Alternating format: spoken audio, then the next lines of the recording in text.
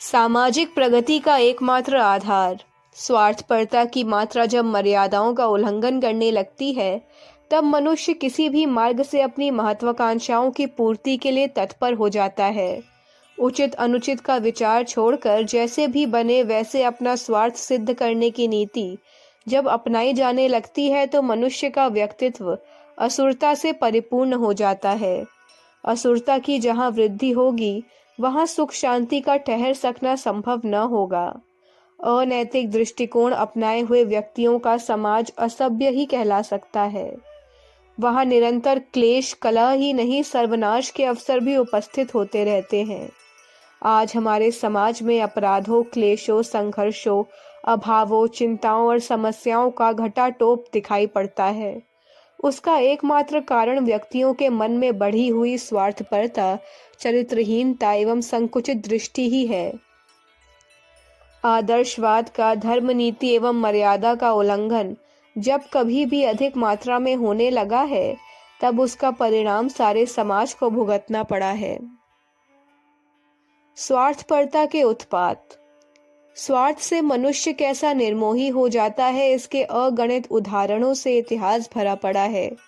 स्वजन संबंधियों के रिश्ते भी स्वार्थपरता के तूफान में नष्ट भ्रष्ट हो जाते हैं। औरंगजेब अपने सगे भाई दारा को अपने मार्ग का कांटा समझता है और उसका सर काटकर अपने बाप के आगे पेश करता है। सगे भाई के प्राण लेना और बाप को अपने प्राण प्यारे बेटे का कटा हुआ सर दिखाकर मृत्यु से अधिक यंत्रणा सहने को विवश करने वाले यह डाकिन स्वार्थपरता ही तो है। बाली ने अपने सगे भाई सुग्रीव की स्त्री का अपहरण कर लिया। रावण ने विभीषण को भरी सभा में सदुपदेश देने के कारण लात मारकर तिरस्कृत किया। कौरवों ने पांडवों को क्या क्या दुख नहीं दिए। एक ओर राम, लक्ष्मण और भरत का आदर्श प्रेम है, दूसरी ओर औरंगजेब, बाली, रावण और कौरवों के कुकृत्य हैं। इस अंतर को प्रस्तुत करने का कारण धर्म और अधर्म की आस्था अनास्था ही हो सकती है। बाप बेटे का कितना पवित्र संबंध है। पिता की आज्ञा पालन करने के लिए जहां राम, श्रवण कुमार, भीष्म, पुरु आदि ने अनुपम उदाहरण प्रस्तुत किए, वहां ऐसी भी परंपरा मौजूद है जिनमें बेटे ने बाप को तिरस्कृत, पद दलित और मौत के मुंह में धकेल देने में कसर न रखी। जहांगीर ने अकबर को कैद किया था, खुसरो ने जहांगीर के खिलाफ बगावत की। औरंगजेब शाहजहां को कैद कर उसकी गद्दी पर आप बैठ गया और सलीम ने औरंगजेब के साथ वही व्यवहार किया। बेटों की बापों के प्रति की गई यह करतूतें किस समाज के लिए गौरवास्पद हो सकती हैं। अनीति और अधर्म का मार्ग। कंस ने अपनी बहन देवकी के 8 बच्चों को पत्थर पर पटक कर मार डाला। गुरु भक्ति के स्थान पर उनके साथ अमानवीय व्यवहार करने वाले शिष्यों की भी कमी नहीं रही है। भस्मासुर अपने गुरु शिव जी पर उनके दिए हुए वरदान का उल्टा प्रयोग करने एवं उन्हें भस्म करके पार्वती का अपहरण करने को उतारू हो गया। गुरु गोविंद सिंह की हत्या उनके एक शिष्य ने ही कर दी। दयानंद को उनके प्रिय सेवक जगन्नाथ ने ही विष खिला दिया। ईसा मसीह को उनके एक शिष्य ने ही 30 रुपए के लोभ में गिरफ्तार करके फांसी पर चढ़वा दिया। जहां गुरु भक्ति के एक से एक ऊंचे उदाहरण मौजूद हैं, वहां ऐसी निकृष्ट घटनाएं भी कम नहीं हैं। अपने स्वामी की रक्षा के लिए बड़े से बड़ा त्याग करने वाले संयम राय, पन्ना धाय जैसे और उदाहरण मौजूद हैं। वहां सिराजुद्दौला से विश्वासघात करके उसके राज्य और जीवन को नष्ट करा देने वाले मीर जाफर जैसे नौकरों के कुकृत्य भी देखने को मिलते रहते हैं। पतिव्रत भारतीय नारी की विशेषता रही है, पर शूर्पणखा जैसी भी नारियां हुई हैं जो अपने विवाहित पति को छोड़कर पर पुरुषों की कल्पना से स्वच्छंद विचरण करती रहीं और समाज में भयंकर कांडों की निमित्त बनी। एक नारी व्रत का उल्लंघन जिनने किया, उन्होंने विपत्ति को ही आमंत्रण किया है। उत्तानापाद ने एक स्त्री के रहते दूसरी से विवाह किया। उस ईर्ष्या से पहली रानी के पुत्र ध्रुव का अपमान हुआ और बच्चे को घर ही छोड़ देना पड़ा। दशरथ ने 3 विवाह करके कौन सी शांति पाई। पांडु ने कुंती के रहते माद्री से और विवाह कर लिया तो उसे क्षयग्रस्त होकर अकाल मृत्यु के मुख में जाना पड़ा। रावण ने सीता का अपहरण करके कई स्त्री घर में रखनी चाहिए। कीचक ने द्रौपदी पर कुदृष्टि डाली। अलाउद्दीन चित्तौड़ की रानी पद्मावती पर ललचाया। इन सब का क्या परिणाम हुआ, यह किसी से छिपा नहीं है। कुमार्ग पर जिसने भी कदम बढ़ाया है, उसने अपने लिए ही नहीं वरन दूसरों के लिए भी संकट उत्पन्न किया है। पाप बुद्धि के दुष्परिणाम। रावण, कंस, जरासंध, हिरण्यकश्यप, वेन, नहुष, दुर्योधन, औरंगजेब, नादिर शाह आदि नृशंस शासकों ने अपने मुंह पर कालिक पोती और अन्य अगणित लोगों को उत्पीड़न एवं यंत्रणा में सहने के लिए विवश किया। मोहम्मद घोरी अपनी महत्वाकांक्षाएं पूरी करने के लिए क्या क्या नहीं करता रहा। क्या नेपोलियन और सिकंदर ने असंख्य अपराधों के खून से धरती नहीं रंगी। कुमार्ग पर चलने वाले व्यक्ति सारे समाज को ही दुख देते हैं। जयचंद ने देशद्रोह करके मोहम्मद गोरी को भारत पर आक्रमण करने के लिए बुलाया तो उस कुकृत्य का दुष्परिणाम राष्ट्र को अद्यावधि सहना पड़ रहा है। दूसरी ओर एक व्यक्ति की देशभक्ति के कारण इंग्लैंड के मालामाल और समुन्नत हो जाने का भी उदाहरण मौजूद है। शाहजहां की पुत्री जहानारा का इलाज एक अंग्रेज डॉक्टर ने किया था। उससे जब बादशाह ने पूछा कि आपने मेरी बेटी की जान बचाई है, आपको क्या पुरस्कार दूं, तो उसने अपने लिए कुछ न मांगते हुए इतना ही कहा कि मेरे देश से आने वाले माल पर से चुंगी माफ कर दीजिए। शाहजहां ने उसे स्वीकार कर लिया और भारत के बाजार इंग्लैंड के माल से पट गए। उस लाभ से इंग्लैंड जैसा पिछड़ा हुआ देश संसार का अग्रणी बन गया। यह दुर्बुद्धि किन्हीं श्रेष्ठ व्यक्तियों को अपने चंगुल में फंसा ले तो उन्हें भी पतन के गर्त में ढकेल सकती है। विश्वामित्र ऋषि को प्रलोभन आया तो वे मेनका के जाल में फंस गए। पराशर केवट कन्या पर मोहित हो गए और अपने को संभाले न रह सके। चंद्रमा ने गुरु पत्नी गमन का पाप कमाया और इंद्र जैसे देवता अहिल्या का सतीत्व नष्ट करने के कुकर्म में प्रवृत्त हुए। भीष्म और द्रोणाचार्य जैसे विवेकशील दुर्योधन की अनीति का समर्थन करने लगे। इससे प्रतीत होता है कि कोई व्यक्ति अच्छा या बुरा तभी तक रह सकता है जब तक कि उसकी धर्म बुद्धि सावधान रहे।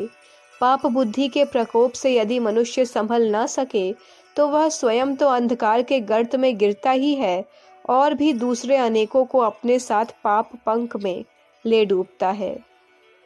धर्म बुद्धि की सत्प्रेरणा। धर्म बुद्धि के जागृत होने पर फतेह सिंह जोरावर जैसे छोटे छोटे बालक दीवार में जीवित चुने जाना हंसी खुशी स्वीकार कर सकते हैं। चोटी न कटने देने के बदले बोटी बोटी कटवाने को प्रसन्नता पूर्वक तैयार होते हैं।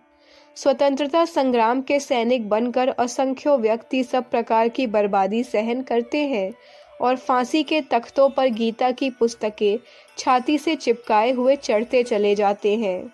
राम की सेना में रीछ, बंदर जैसे दुर्बल प्राणी अपने प्राणों की आहुति देने के लिए सम्मिलित होते हैं। एक छोटी गिलहरी तक अपने बालों में धूरी भर भर कर उसे समुद्र में झाड़ देने का अनवरत श्रम करके समुद्र को उथला करके राम की सेना का मार्ग प्रशस्त करती है।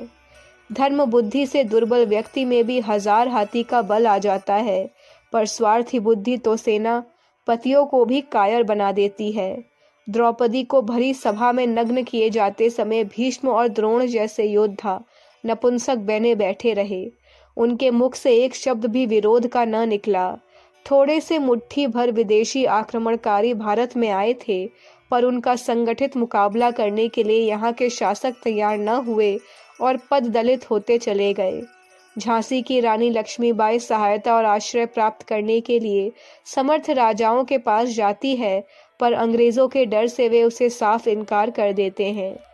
कितने ही भारतीय अंग्रेजों और मुसलमानों के नाक के बाल बने रहे और देश की गुलामी की जंजीरों से देर तक जकड़े रहने को अपनी स्वार्थ बुद्धि के कारण करने और न करने योग्य सब कुछ करते रहे। जहां राणा प्रताप और शिवाजी जैसे स्वाभिमानी जीवन भर भारतीय स्वतंत्रता के लिए तिल तिल लड़ते रहे, वहां खुशी खुशी अपनी बहन बेटियां देकर अपने लिए सुविधाएं प्राप्त करने वाले भी कम न थे। राणा सांगा 84 घाव होने पर भी युद्धरत है, पर दूसरे लोग शत्रु से मिलकर अपना स्वार्थ साधने में लगे हैं। मानव जीवन की विशेषता। मनुष्य हाड़ मांस का पुतला, एक तुच्छ प्राणी मात्र है। उसमें न कुछ विशेषता है न न्यूनता। उच्च भावनाओं के आधार पर वह देवता बन जाता है, तुच्छ विचारों के कारण वह पशु दिखाई पड़ता है और निकृष्ट पाप बुद्धि को अपनाकर वह असुर एवं पिशाच बन जाता है। इस लोक में जो कुछ सुख, शांति, समृद्धि और प्रगति दिखाई पड़ती है, वह सब सद्भावनाओं और सत्प्रवृत्तियों का परिचय है। जितनी भी उलझने, पीड़ाएं और कठिनाइयां दिखती हैं, उनके मूल में कुबुद्धि का विष बीज ही फलता फूलता रहता है। सैकड़ों हजारों वर्ष बीत जाने पर भी पुरानी ऐतिहासिक इमारतें लोहे की चट्टान की तरह आज भी अडिग खड़ी हैं, पर हमारे बनाए हुए बांध, स्कूल, पुल इधर बनकर तैयार नहीं हो पाते, उधर बिखरने शुरू हो जाते हैं। सामान और ज्ञान दोनों ही आज पहले की अपेक्षा अधिक उच्च कोटि का उपलब्ध है, पर उस लगन की कमी ही दिखाई पड़ती है जिसके कारण प्राचीन काल में लोग स्वल्प साधन होते हुए भी बड़ी बड़ी मजबूत चीजें बनाकर खड़ी कर देते थे। कुतुब मीनार, ताजमहल, आबू के जैन मंदिर, मदुरा के मीनाक्षी के देवालय, अजंता की गुफाएं, मिस्र के पिरामिड और चीन की दीवार समय के बौद्धिक ज्ञान का नहीं, उत्कृष्ट वस्तु निर्माण करने की भावना का प्रमाण प्रस्तुत करती है। भौतिक उन्नति ही पर्याप्त नहीं। मशीन, कारखानों, नहर, बांध और सड़कों के आधार पर हमारी सुख शांति नहीं बढ़ सकती। इनसे थोड़ी आमदनी बढ़ सकती है, पर उस बढ़ी आमदनी से अनर्थ ही बढ़ने वाला है। देखा जाता है कि कारखानों के मजदूर और दूसरे श्रमिक 40% तक पैसा शराब, तंबाकू, सिनेमा आदि में खर्च कर डालते हैं। आमदनी बढ़ती चलने पर तरह तरह की फिजूल खर्ची के साधन बढ़ते जाते हैं। जिन्हें ऊंची तनख्वाह मिलती है, वे भी अभाव और कमी का रोना रोते रहते हैं। धनी लोगों के व्यक्तिगत एवं पारिवारिक सामाजिक जीवन में क्लेश और द्वेष भरा रहता है। पैसों के साथ साथ दुर्गुण बढ़ते चलने पर वह दौलत और उल्टी विपत्ति का कारण बनती चलती है। इसलिए आर्थिक उन्नति के साथ साथ विवेकशीलता और सत्प्रवृत्तियों की अभिवृद्धि भी अवश्य रहेगी। यदि इस दिशा में उपेक्षा बरती गई तो प्रगति के लिए आर्थिक सुविधा बढ़ाने के जो प्रयत्न किए जा रहे हैं, वे हमारी समस्याओं को सुलझा सकने में कदापि समर्थ न हो सकेंगे। जब तक मजदूर ईमानदारी से काम न करेंगे, कोई कारखाना पनप न सकेगा। जब तक चीजें अच्छी और मजबूत न बनेंगी, उससे किसी खरीदने वाले को लाभ न मिलेगा। जब तक विक्रेता और व्यापारी मिलावट, कम तोल नाप, मुनाफाखोरी न छोड़ेंगे, तब तक व्यापार की स्थिति दयनीय ही बनी रहेगी। सरकारी कर्मचारी जब तक अहंकार, रिश्वत, कामचोरी और घोटाला करने की प्रवृत्ति न छोड़ेंगे, तब तक शासन यंत्र का उद्देश्य पूरा न होगा। यह सत्प्रवृत्तियां इन वर्गों में अभी उतनी नहीं दिखाई देती जितनी होनी चाहिए। यही कारण है कि हमारी प्रगति अवरुद्ध बनी पड़ी है। साधनों की कमी नहीं है। आज जितना ज्ञान, धन और श्रम साधन अपने पास मौजूद है, उसका सदुपयोग होने लगे तो सुख सुविधाओं की अनेक गुनी अभिवृद्धि हो सकती है। आत्म कल्याण का प्रधान साधन। आत्म कल्याण की लक्ष्य पूर्ति तो सर्वथा सत्प्रवृत्तियों पर ही निर्भर है। ईश्वर का साक्षात्कार, स्वर्ग एवं मुक्ति को प्राप्त कर सकना केवल उन्हीं के लिए संभव है जिनके विचार और कार्य उच्च कोटि के आदर्शवादी एवं परमार्थ भावनाओं से ओतप्रोत हैं। कुकर्मी और पाप वृत्तियों में डूबे हुए लोग चाहे कितना ही धार्मिक कर्मकांड क्यों न करते रहें, कितना भजन पूजन कर लें, उन्हें ईश्वर के दरबार में प्रवेश न मिल सकेगा। भगवान घट घट वासी हैं। वे भावनाओं को परखते हैं और हमारी प्रवृत्तियों को भली प्रकार जानते हैं। उन्हें किसी बाह्य उपचार से बहकाया नहीं जा सकता। वे किसी पर तभी कृपा करते हैं जब भावना की उत्कृष्टता को परख लेते हैं। उन्हें भजन से अधिक भाव प्यारा है। भावनाशील व्यक्ति बिना भजन के भी ईश्वर को प्राप्त कर सकता है, पर भावनाहीन व्यक्ति के लिए केवल भजन के बल पर लक्ष्य प्राप्ति संभव नहीं हो सकती। लौकिक और पारलौकिक, भौतिक और आत्मिक कल्याण के लिए उत्कृष्ट भावनाओं की अभिवृद्धि नितांत आवश्यक है। प्राचीन काल में जब भी अनर्थ के अवसर आए हैं, तब उनका कारण मनुष्यों की स्वार्थपरता एवं पाप बुद्धि ही रही है, और जब भी सुख शांति का आनंदमय वातावरण रहा है, तब उसके पीछे सद्भावनाओं का बाहुल्य ही मूल कारण रहा है। आज भी हमारे लिए वही मार्ग शेष है। इसके अतिरिक्त और कोई मार्ग न पहले था और न आगे रहेगा।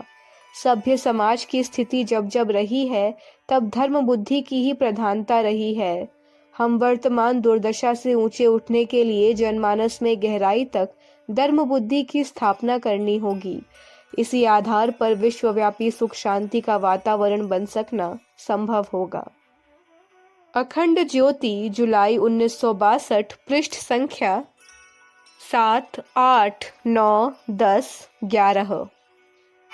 हमारे YouTube चैनल विचार क्रांति दूत अखंड ज्योति पत्रिका को सब्सक्राइब करें एवं अगली वीडियोस प्राप्त करने के लिए बेल आइकन दबाएं। धन्यवाद।